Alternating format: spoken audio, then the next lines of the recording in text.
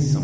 As crianças já saíram, né? Então eu já ia falar para elas acompanhar a nossa irmã, mas elas já estão lá na salinha. Boa noite, irmãos. Abra sua Bíblia no texto de Gálatas, capítulo 5.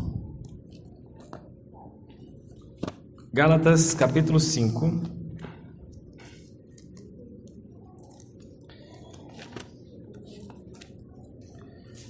Nós vamos começar no versículo 16.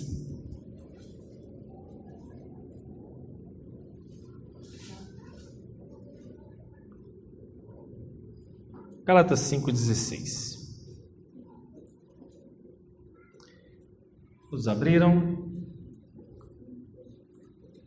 Diz assim a palavra de Deus: digo, porém, o seguinte: vivam no Espírito, e vocês jamais satisfarão os desejos da carne.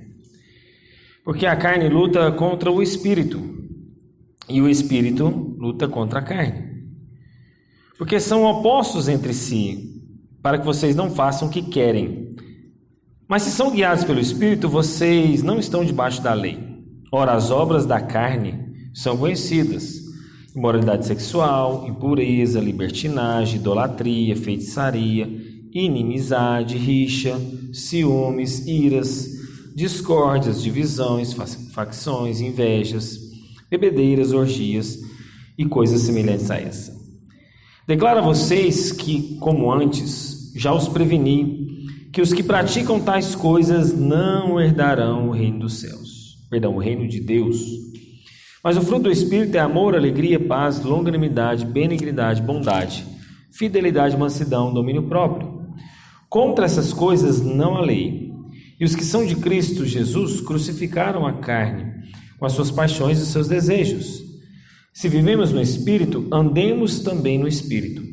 Não nos deixemos possuir de vanglória, provocando uns aos outros, tendo inveja uns dos outros. Vamos orar? Deus, obrigado mesmo pela Tua palavra. Quão rico é esse texto. Que o Senhor nos oriente nesses próximos domingos, nesse texto. Que o Senhor nos guie na Tua verdade. E assim nós oramos, nos abençoe com esse texto, nos vivifica com esse texto, desperta nossas vidas com esse texto. Nós oramos e te pedimos, Deus, graça e misericórdia sobre nós. Nos abençoe nessa noite e nos próximos domingos, em nome de Jesus. Amém.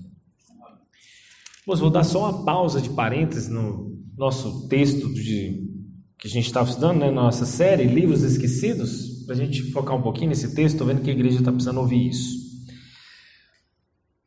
Paulo, quando ele pregava nessas cartas, ele não pregava uma série expositiva do tipo assim, olha, vou falar só sobre esse tema. Não, ele via de acordo com a necessidade da igreja um tema e ele lá pregava. Os irmãos estavam acontecendo isso lá na igreja de Corinto, vamos falar sobre isso. Surgiu um problema, vamos falar sobre isso. Então eu vejo que a necessidade da gente falar sobre isso.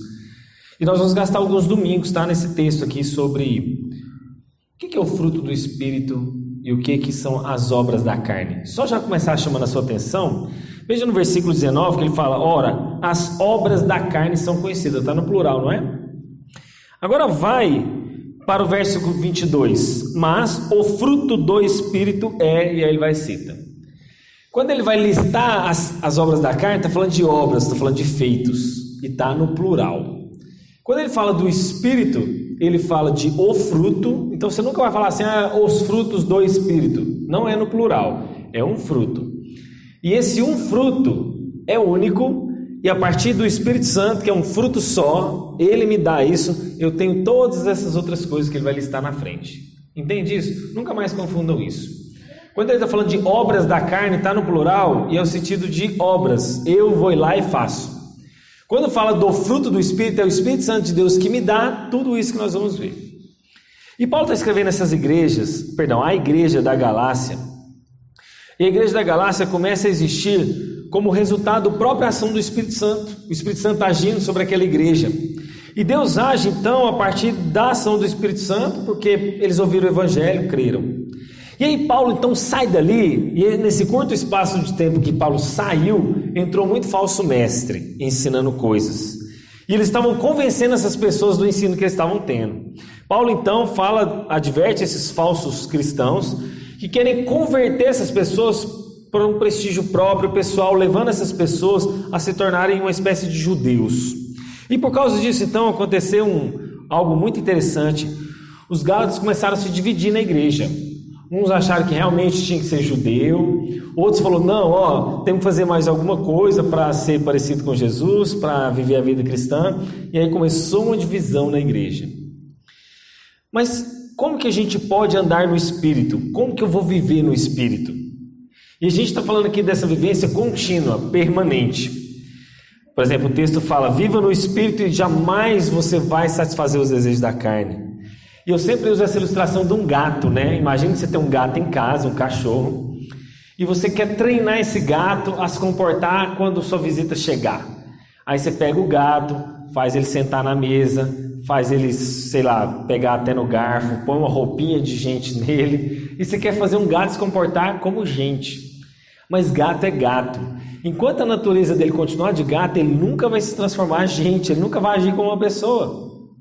E às vezes você quer pegar alguém que ainda não se converteu e quer fazer ele virar crente. Comportamento de crente, falar como crente, pensar como crente e tal. Não vai dar certo, porque a natureza dele não mudou. A natureza dele é outra. Não tem como. E você pode até tentar fazer isso com alguém por um tempo, ele vai até fazer isso por um tempo. Mas por causa da natureza dele ainda caída, pecaminosa e ainda fora de Deus, ele vai sair da igreja, não vai voltar. E às vezes você pode estar até sendo assim, né? Você está tendo comportamento de crente, andando como crente, mas você tem uma nova natureza? Você pode também se perguntar isso. E aí você só vai conseguir viver essa obra do Espírito, obras da carne, o fruto do Espírito. Você só vai conseguir viver o fruto do Espírito se você tiver uma nova natureza. Começa aqui. Se você não tem, isso aqui vai te cansar. Se você quer ter amor, alegria, paz, longanimidade, benignidade, bondade, fidelidade, mansidão e domínio próprio na força do seu braço, vai cansar. Você vai achar que é chato, vai te fadigar. Mas se você está vivendo no Espírito, você não vai fazer os desejos da carne. O que é, irmãos? Toda vez que você estiver no Espírito e vier uma imoralidade sexual, você vai pensar, cara, eu estou andando no Espírito, porque o Espírito Santo está sobre mim. Toda vez que vier impureza, libertinagem, idolatria, feitiçaria, inimizade com irmãos, rixas.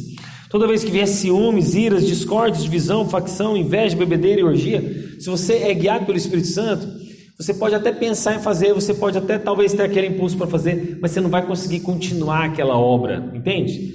Ela pode até brotar no seu coração por causa da inclinação carnal que a gente tem, por causa da inclinação ao pecado que nós temos. Mas ela jamais vai prosperar na sua vida, ela jamais vai te guiar. E como eu falei para vocês, essas obras estão no plural, são feitos, são realizações que nós fazemos que desagradam a Deus.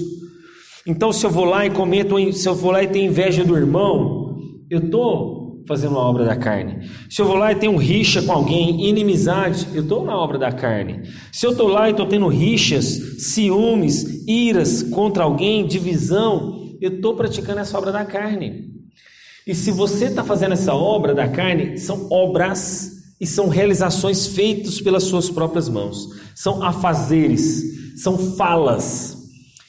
Esses afazeres podem ser atribuídos em falas, não é verdade? Eu posso ir lá e falar uma impureza. Eu posso ir lá e falar algo que vai trazer divisão na igreja. Eu posso ir lá e falar algo que vai trazer facção. Eu posso falar uma inveja. Mas eu também posso ir lá e desejar algo de uma forma como imoralidade, como impureza, como libertinagem. Tudo isso está na obra da carne. Mas você só vai conseguir andar na obra do Espírito se você estiver cheio do Espírito Santo, porque isso não é na força do seu braço. Porque quem não nasceu de novo, naturalmente faz essas obras da carne. E ele está em paz. Por isso que aquela história de você falar assim, nossa, será que o que eu estou fazendo está em paz ou não? Bom, se você nasceu de novo, isso é válido. Mas se você não nasceu de novo, o ímpio lá fora, ele faz um monte de coisa errada em paz, vamos assim dizer. Ele está em paz ir para Caldas Novas e ter relação com todas as mulheres que ele quer. Ele está em paz ir lá e roubar o patrão dele de forma na surdina. Ele está em paz, porque ele não nasceu de novo, aquilo não incomoda ele. Então, são obras naturalmente produzidas, sem esforço. A pessoa na obra da carne, ela faz isso de forma natural. Mas quem nasceu de novo e quem nasceu do Espírito, ele tem esse fruto. E aí eu vou de novo falar, está no singular. Imagina quando você come uma maçã. Vamos falar da acerola. A acerola tem até mais propriedades do que a maçã. Quando você come uma acerola, que é aquele frutinho, você sabe o que você comeu lá? Você comeu vitamina C, você comeu vitamina A, ácido fólico, fósforo, manganês, magnésio, cálcio, ferro, potássio e cobre. Naquela única fruta que você comeu, você já ingeriu tudo isso. Isso é fruto do Espírito. Quando você experimenta do Espírito Santo, quando você ingere o fruto do Espírito, você tem tudo isso aqui. Você entende? Não é esforço seu, tipo assim, nossa, eu tenho que ir lá e tá difícil de amar. Nossa, eu tenho que ir lá e tenho que ter alegria. Nossa, eu tenho que ir lá, tá difícil eu ter paz. Nossa, eu tenho que ter sido longano, benigno. Quando você está cheio do Espírito, se você tem o fruto do Espírito, automaticamente tudo vem, entende? Você não vai lá na acerola e separa, ó, isso aqui é a parte dela do magnésio, isso aqui é a parte do ácido fólico, isso aqui é a parte do fósforo. Não, quando você comeu a acerola já foi tudo junto. Assim é o fruto do Espírito. Quando você está cheio de Deus, cheio do poder de Deus, tudo já vem. E esse fruto então é naturalmente gerado, como a árvore mesmo. Não é verdade? Se você planta uma acerola, ela vai gerar naturalmente acerola, você não está esperando manga. E o fruto tem a ver com esse algo naturalmente produzido. Se naturalmente produzido, as pessoas produzem obras da carne, plural, obras, feitos, realizações, naturalmente, se você nasceu de novo e está cheio do Espírito Santo, naturalmente você vai produzir. É uma consequência quando você está cheio do Espírito Santo.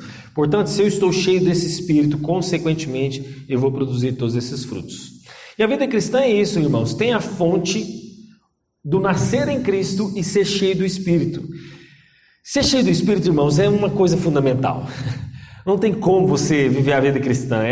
O Espírito Santo é o seu mestre. É aquele que vai te orientar, aquele que vai te guiar, aquele que vai te produzir esse fruto necessário, tudo que vai agradar a Deus. O Espírito Santo é esse mestre que está te guiando na sua vida cristã. Nasceu de novo, está convertido, o Espírito Santo então está te guiando, está sendo o seu mestre.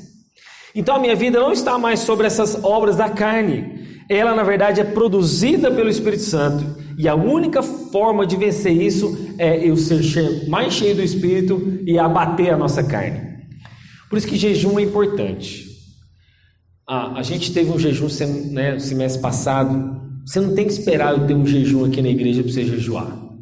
Qual foi a última vez que você jejuou? E é interessante, quando a gente jejua, não jejua, né? Tem gente que fala jejum.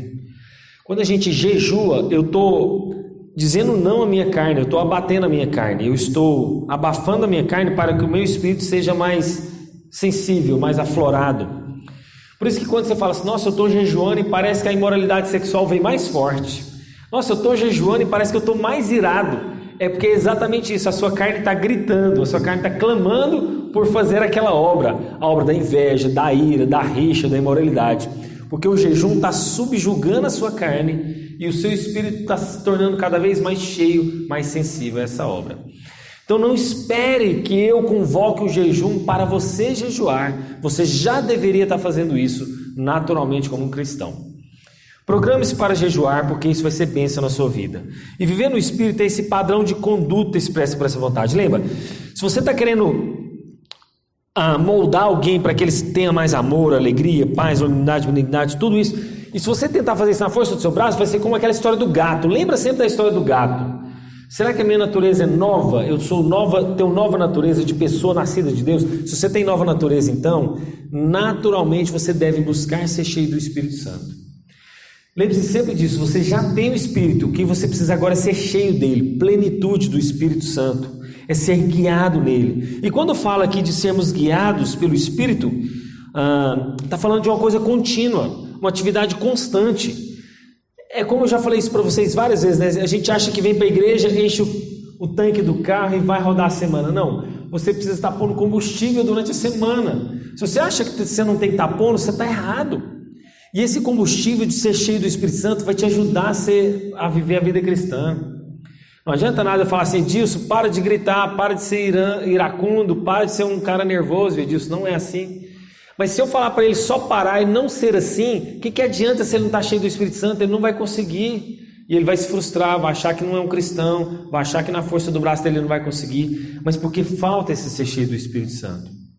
E nessa luta contra a carne e contra o Espírito, a gente não tem que ficar só na defesa.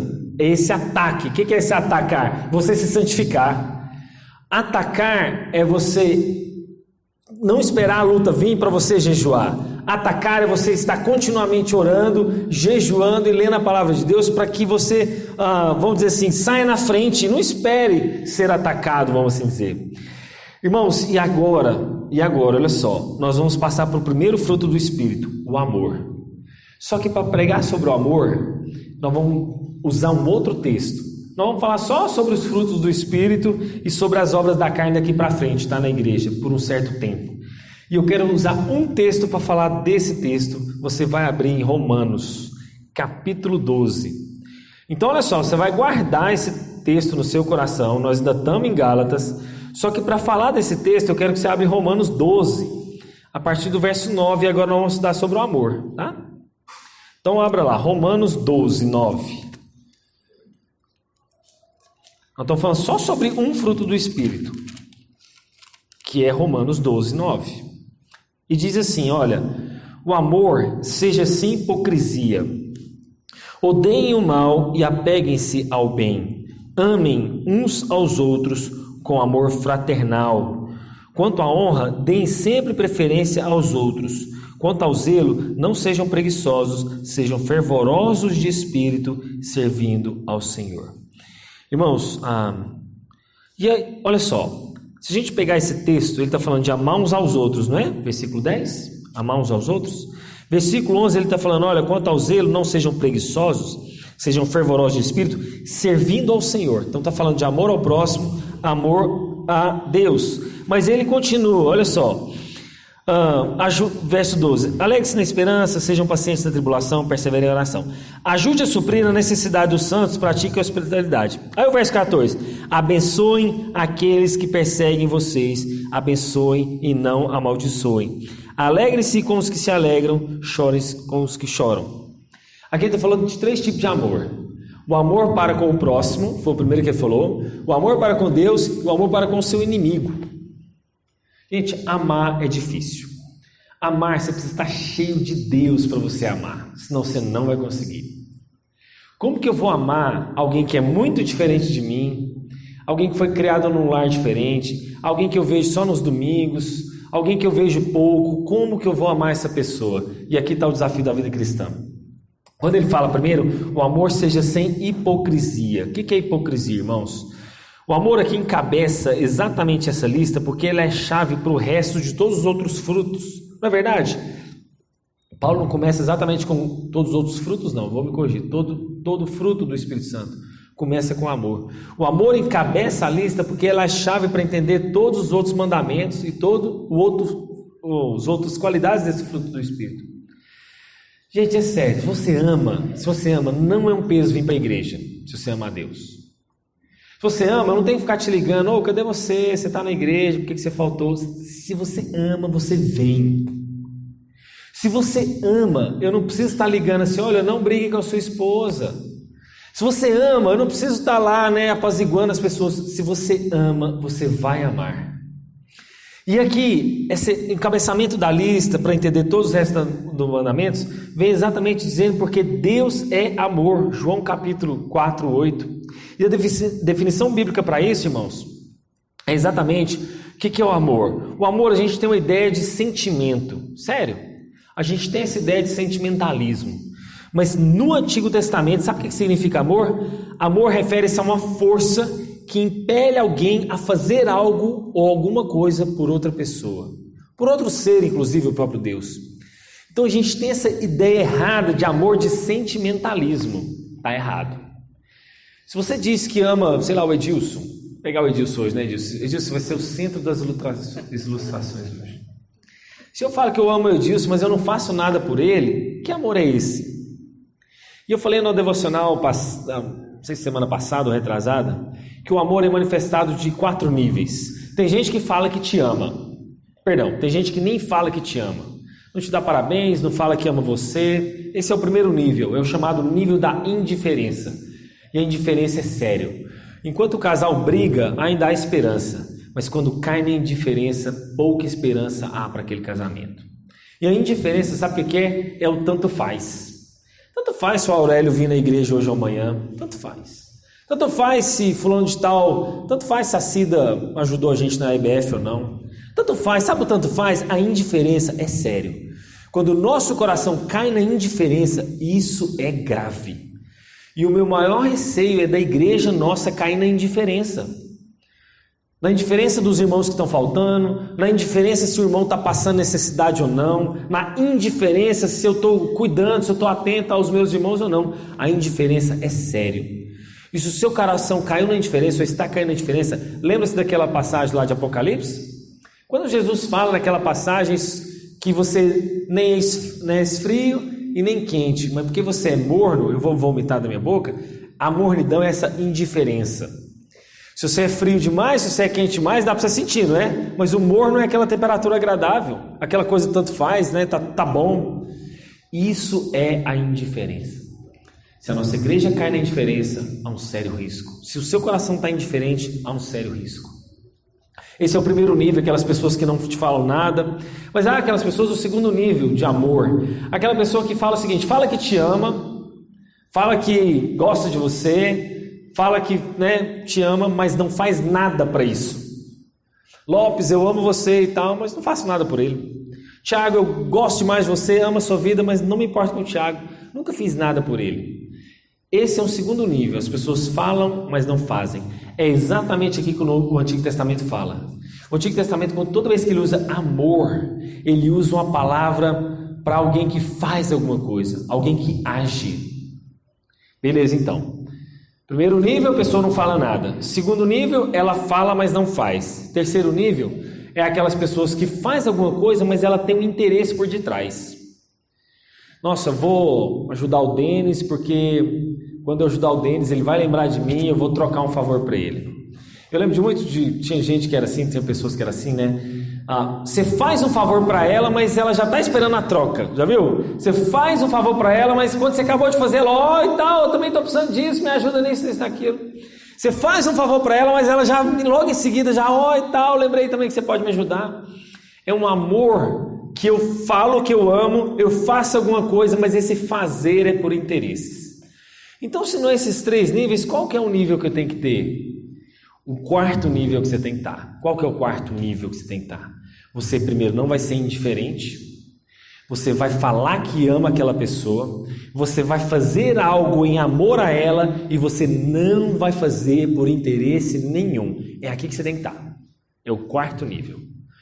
Edilson, eu te amo, amo você, vou falar isso para o Edilson, vou falar que eu amo ele, vou fazer coisas para o Edilson porque eu amo o Edilson, mas nunca vai ser com interesse. Esse é o nível que você tem que estar. E isso, irmãos, é o amor. É o amor que nós estamos falando exatamente do que a Bíblia está nos dizendo, desse nível de amor, mas não é fácil, eu sei que não é. Mas lembre-se, irmãos, Paulo enfatiza sempre o verbo agapau, que é esse verbo amor, não como um amor egoísta, não para mim mesmo, mas sempre pensando em servir ao próximo e servir a Deus. Mas lembre-se que a Bíblia fala de amor, amar a Deus sobre todas as coisas e ao próximo como você mesmo. A gente tem uma mania de ir para extremos. Ou eu só me amo, só eu, tudo por mim, tudo para mim, tudo para eu. Ou a gente tem uma mania de se anular. Anula a si mesmo e ama o próximo, tudo para o próximo, sempre para o próximo, mas você se anula. A Bíblia diz para você amar a Deus sobre todas as coisas e ao próximo como a você mesmo. Você não vai amar o seu próximo mais do que você e nem menos do que você. Você não vai amar você mesmo mais do que o seu próximo, nem menos. Você vai amar como? Igual. E esse é o nível que a gente tem que chegar. A gente tem a mania ou de se anular para amar o próximo, ou amar o próximo menos do que a gente deveria. Mas Jesus, em Mateus capítulo 22, afirma que o grande mandamento é o amor. Amar a Deus sobre todas as coisas e esse próximo como a ti mesmo. Irmãos, esse é uma ideia central. Se você ama essa igreja, você vai estar aqui, você vai procurar servir. Se você ama o seu cônjuge, você vai procurar não trair ele.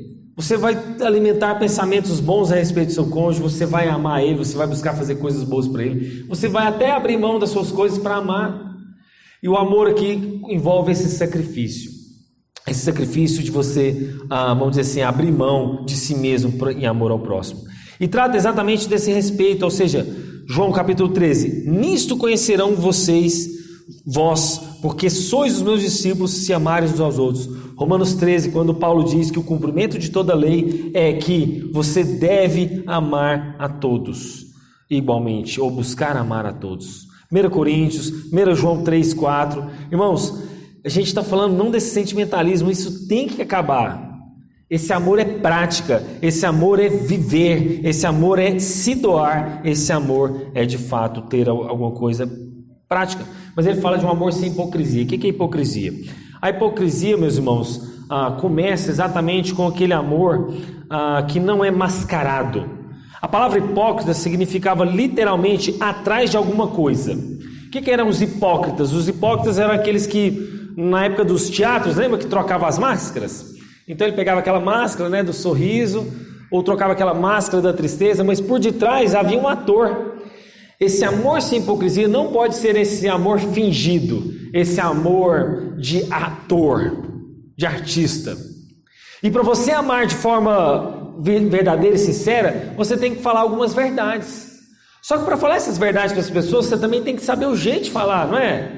Não basta eu chegar e falar uma verdade para o Edilson, cara, você tá feio, hein, cara, melhora esse visual seu aí, você tá mal. Eu vou falar com o Edilson com carinho, Edilson, porque eu te amo, ó, tem uma cutia bem do seu nariz aí, Edilson, ó, eu falo lá no cantinho, caladinho, tira ela aí, em amor a ele. Em amor a ele eu falo, Edilson, ó, você não passou um desodorante hoje e tal, então da próxima vez você... Mas eu vou falar isso com carinho, com amor. O amor tem que ser verdadeiro, eu tenho que falar a verdade. Só que tem que ser do jeito certo, na hora certa, no momento certo, chamar a pessoa às vezes ali, né, no particular, não expor ninguém. Só que nós, goianos, eu acho que é uma cultura até mineira, a gente tem uma mania de ser hipócrita mesmo, de um amor fingido. Eu finjo que eu dou um tapinha nas costas do Tiago, finjo que eu amo ele, finjo que eu estou perto dele, finjo que eu gosto dele, está errado. Se algo me desagradou nele, eu vou lá honestamente nos olhos dele e falar isso para ele. Lembra lá de Mateus capítulo 18? Se você tem alguma coisa contra o teu irmão, vá você primeiro e com ele, tira a satisfação com ele. Tirar a satisfação no bom sentido, tá? Não de forma errada. Você vai tentar resolver a coisa com ele primeiro. Você não vai chamar o pastor. Se você tem alguma coisa primeiro contra o seu irmão, você vai ter com ele. Não resolveu o caso? Chama 2 ou 3 testemunhas. Não resolveu? Aí você vai chamar a igreja, os líderes da igreja, né? Então, gente, é esse amor que a gente tem que ver. Um amor sincero. O que é sincero? Sem cera. Antigamente as pessoas usavam a cera para cobrir os defeitos das coisas, dos vasos de barro, das madeiras. Usavam a cera para encobrir perfeições. Um amor sincero, sem cera é esse. Eu não vou ter uma capa contra o meu irmão. Eu não vou lhe esconder o que eu penso e o que eu acho. Eu preciso ir lá e declarar esse amor e dizer isso, mas de forma sincera. Paulo fala isso sem hipocrisia, sem aquele ator que está vivendo um papel. John Stott fala que a igreja não pode se transformar num palco onde os crentes são os atores. Não é uma boa analogia? Paulo fala que é como se fosse assim, olha, o amor de vocês não pode ser um fake. Essa hipocrisia contrasta com a verdade, e na verdade a hipocrisia nada mais é do que uma mentira, um teatro. O amor nosso não pode ser teatral. Cristãos, gente, a gente está vendo a vida real aqui, de igreja, né? Nós não podemos viver num teatro, numa peça teatral, onde todo mundo está fingindo que ama um ao outro, onde a gente está fingindo que tem uma expressão de amor para um com os outros, não. E esse amor não pode ser esse sentimentalismo não bíblico. O amor tem sentimentos, é verdade, mas ele tem que ser esse proceder. Mas ele não só fala, olha só, de amor uns aos outros, sem hipocrisia, mas ele fala de odiar o mal e apegar-se ao bem. E essa forma de amor é nada mais do que uma substituição. Sabe, irmãos, amar uns aos outros é apegar-se ao bem. E eu volto, nós vamos falar sobre isso, mas eu vou falar agora um parênteses. É aquilo que o pastor Davi já falava para vocês. Pensar benignamente de alguém é pensar o bem sobre alguém. Pensar benignamente é falar o bem sobre o outro, e ser benigno é agir com o bem contra o outro. Pensamento, palavras e ações. Tudo em prol do bem do outro. Isso é amar alguém. Você pensar bem daquela pessoa, falar o bem daquela pessoa e agir o bem daquela pessoa. Em Gálatas capítulo 6, versos 10, não é dito que nós devemos fazer o bem a todos, mas especialmente aos da família da fé. E aí você vai detestar o mal. O que é detestar o mal? É uma ordem. Detestar o mal é uma mesma intensidade. Quando ele fala assim, olha, odeie-se o mal e apegue-se ao bem, está na mesma intensidade, um oposto ao outro. Você vai se apegar ao bem na mesma medida que você vai detestar o mal. E o apegar-se aqui tem a raiz grega da palavra que quer dizer colar, cola, apegar-se, colar. Já colou 2 folhas de papel? Já tentou rasgar elas? Elas se unem de tal forma que elas ficam uma só. Apegar-se ao bem é isso, colar ao bem. Então você deve colar ao bem, apegar-se ao bem firmemente, permitindo que ele seja cimentado na sua alma. E aí ele fala, ó, amai-vos cordialmente uns aos outros com amor fraternal. Existe uma diferença entre amor cordial e fraternal. E a raiz aqui é utilizado no tal do fio, né? O que é o fio? É o Filadélfia, que tem a ver com esse primeiro amor fraternal que é da família da fé. E ele aparece 6 vezes no Novo Testamento. É esse amor fraterno, uma afeição natural com o relacionamento entre os irmãos. Eu já falei isso para vocês. Você tinha que ter um apego pela família da fé num nível tão alto que você tem que entender que aqui é a sua família. Gente, os nossos laços são eternos agora, se você faz parte da família de Deus. Eles são eternos, eternos. Com a sua família de sangue, se alguém é não convertido, não crente, talvez você nunca vai ver eternamente mais que aquela pessoa. Mas com essas pessoas aqui, se elas são salvas, você vai viver eternamente com elas aqui nessa terra restaurada. Esse mundo aqui vai ser restaurado. Eu não sei se as construções vão continuar existindo, se Jesus vai derrubar tudo, vai construir só árvores e jardins, eu não sei como vai ser. Mas eu sei de uma coisa, nós vamos viver eternamente juntos. E ao viver eternamente junto, essa é a sua família. Esse é o amor de Filadélfia, um amor fraternal. Mas ele não só fala desse amor de Filadélfia, mas ele fala de amor cordial, filotrógos, filostorgos, que quer dizer uma família de sangue. Gente, esse amor que é utilizado fio, Filadélfia, filostorgos, tem a ver com esse amor de sangue. Amar uns aos outros cordialmente e amar uns aos outros de sangue. E você sabe o que é interessante? É a única vez que essa palavra aparece em todo o Novo Testamento. Se você quer ver uma palavra importante em toda a Bíblia, vê as palavras que aparecem só uma única vez e vê as palavras que aparecem direto, toda hora. São as palavras mais importantes. A palavra que aparece uma única vez é essa aqui, que tem a ver com essa aliança de sangue entre nós por meio de Jesus. Entende isso? Nós temos uma aliança de sangue. Você já viu quando, pelo menos antigamente, né? Fernando, não sei se você já passou por essa, quando você ia fazer uma aliança com alguém, furava o dedinho assim, saia um sanguinho, né? Aí furava o dedinho, olha, tem uma aliança de sangue agora e tal. O sangue de Jesus, que é essa aliança de sangue entre nós, eu já fiz isso, né? Não sei quantos já fizeram. Já fez? Já fez, Lopes, isso? Eu já fiz isso com um amigo meu uma vez. Era a aliança de sangue. E você furava o dedinho dele, furava o dedinho do outro e falava essa aliança de sangue. É esse verbo que está sendo usado aqui. A Bíblia não diz só que a gente faz parte dessa família cristã, mas nós temos esse laço, essa união de sangue por meio de Cristo Jesus, essa catolicidade que tem a ver com essa questão universal. E sabe, irmãos, isso pode até parecer estranho, né, para alguns, mas esses vínculos são mais duráveis do que esses, irmãos, que a gente permanece aqui talvez com a nossa família de sangue. Se você ama a sua família, você ama porque ela é perfeita?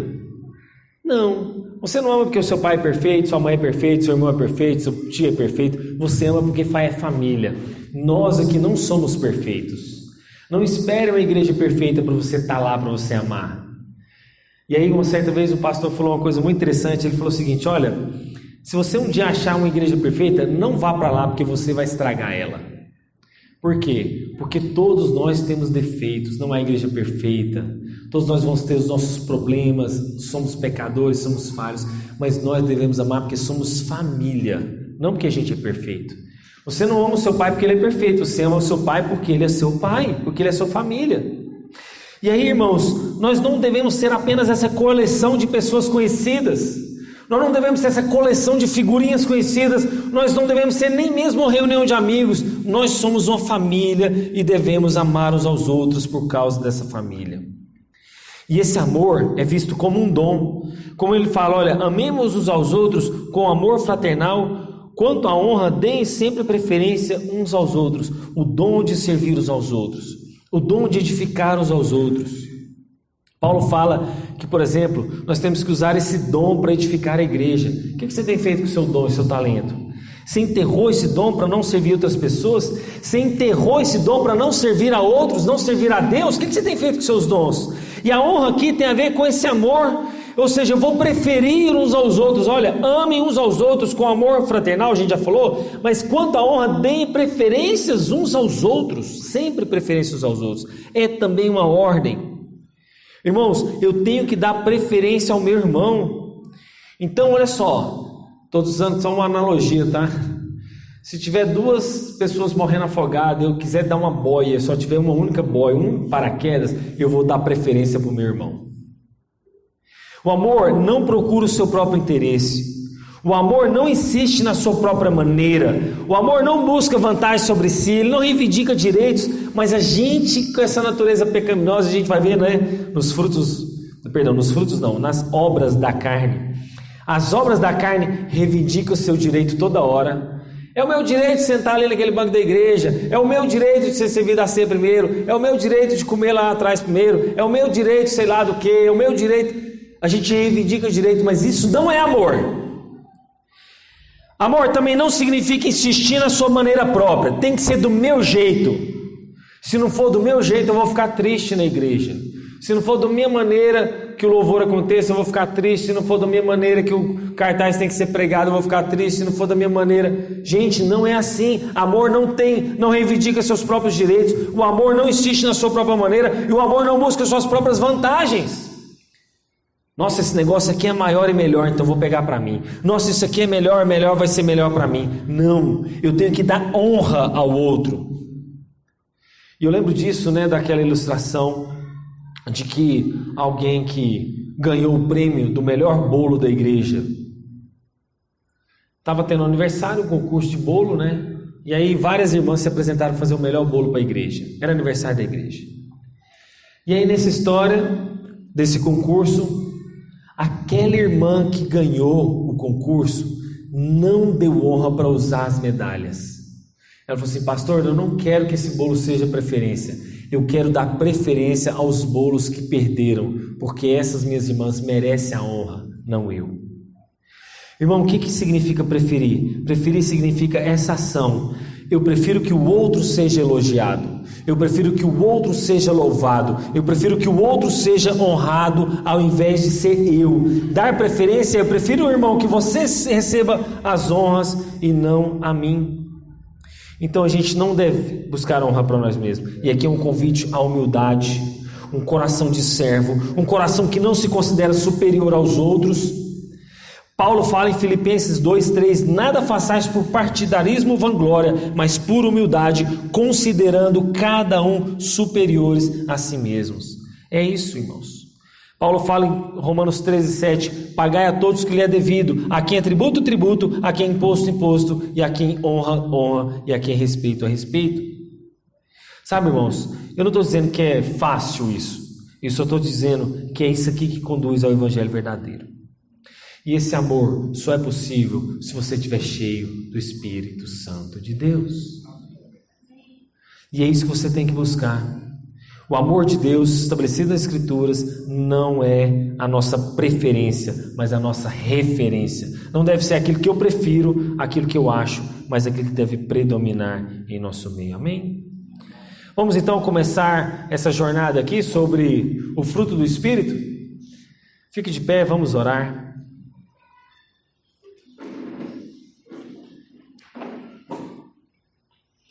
Feche seus olhos, curva sua cabeça.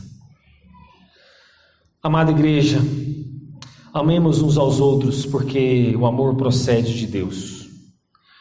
E aquele que ama é nascido de Deus e conhece a Deus. Quem não ama não conhece a Deus, porque Deus é amor. Foi assim que Deus manifestou o seu amor entre nós, enviando Jesus, o Filho unigênito que veio ao mundo, para que pudéssemos por meio dele viver. E nisto consiste o amor, irmãos. Não que nós tenhamos amado a Deus, mas Ele nos amou enviando Jesus como pagamento pelos nossos pecados. E amada igreja, visto que Deus amou vocês assim, é assim também que a gente deve amar um ao outro. Ninguém jamais viu a Deus. Se nós amamos uns aos outros, permaneceremos o amor de Deus em nós e o seu amor vai ser aperfeiçoado.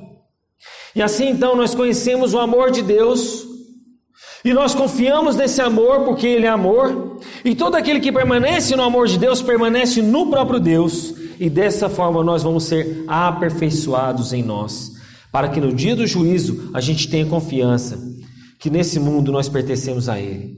E no amor não há medo. Pelo contrário, o perfeito amor vai expulsar todo medo, porque o amor não supõe castigo, e aquele que tem medo, na verdade, não está sendo aperfeiçoado no amor. Nós amamos porque Ele nos amou primeiro, e se alguém afirma, eu amo a Deus, mas odia o seu irmão, é mentiroso. Porque aquele que não ama o seu irmão que está vendo, como pode dizer a Deus que ama aquele que não vê? E esse é o mandamento que Ele nos deu: quem ama a Deus, ame também ao seu irmão.